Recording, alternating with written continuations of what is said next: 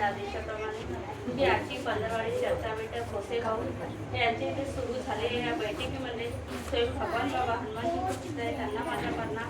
तसेच मान त्यागी बाबा देवीची उपस्थित आहे, त्यांना माझ्या प्रणाम. तसेच सर्वांची आई वाराणसी उपस्थित आहे, त्या आईला माझा प्रणाम. इथं बसलेले शेवक शेवकिनी आणि अध्यक्ष भाऊ निकोळे भाऊ यांना माझा नमस्कार. वैद्य भाऊ यांना माझा नमस्कार. ठाकरे काकाजी यांना माझा नमस्कार. आणि इथं बसलेले शेवकिनी बाळगोपाळ सगळ्यांना माझा नमस्कार. माझी आज खूप इच्छा होती की मला उभं केलं पाहिजे म्हणून की भगवंतानं खरंच माझी इच्छा पूर्ण केली. माझ्याकडे धंदा आहे म्हशीचं, म्हणजे छोटासाच आहे. तर मी लवकर उठते 5 वाजता, तर आमची 2-5:30 वाजेपर्यंत लावून होऊन जाते.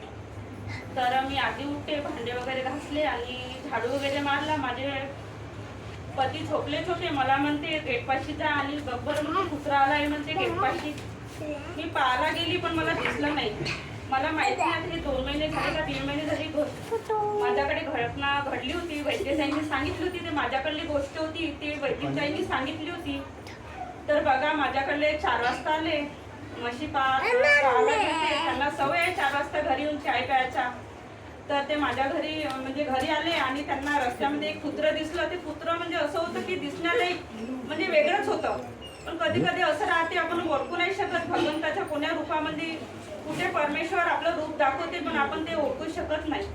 ते त्यांच्या पाठीमागे मागे घरी आले आणि गेटपाशी थांबले. तो कुत्रं सुद्धा थांबला गेटपाशी आणि मी वरतच होती उभी आणि वैद्यताई सुद्धा उभी तिथेच होत्या.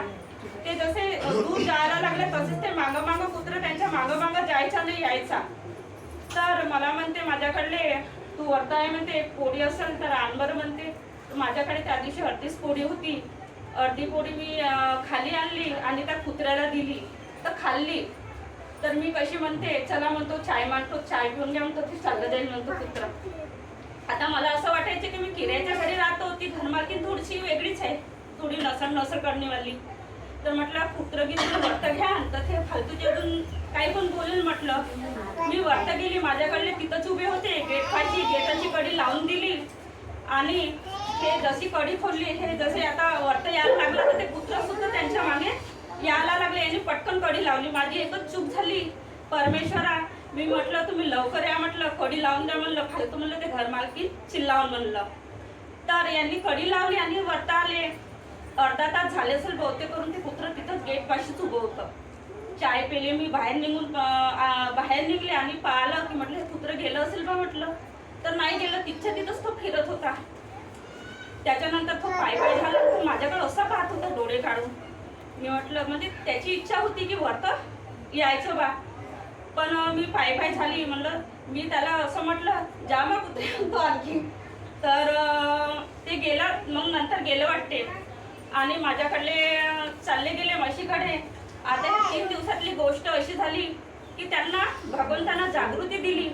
पहा म्हणे मी जेव्हा आलो होतो तुझ्याकडे म्हणे तू मला रस्त्यावर पोळी दिली म्हणे आणि पण मला आतमध्ये नाही घेतलं म्हणे. मला आतमध्ये घ्यायला पाहिजे नव्हतं म्हणे आणि बघायला पाहिजे नव्हतं म्हणे मी त्या घरामध्ये का करतो बा म्हणून. तर बघा एवढी चूक झाली. कधी कधी आपण परमेश्वराला नाही समजू शकत आणि नाही त्यांना जाणू शकत. खरंच आहे. तर मी भगवंताला मनापासून क्षमा मागतो, कारण ते रूप तुमचं होतं बाबा. खरंच मी समजू नाही शकली बाबा. आणि ती जागृती 2 महिन्यातली गोष्ट ती आज तुम्ही 3 दिवस झाले दाखवली. तुम्ही मला रस्त्यावर ठेवलं म्हणे, पोळी दिली म्हणे पण मला आतमध्ये नाही घेतलं म्हणे आणि मला बघायला पाहिजे नव्हतं म्हणे मी का करतो बा म्हणून. खरंच चूक झाली परमेश्वरा, तुम्हाला नाही समजू शकत.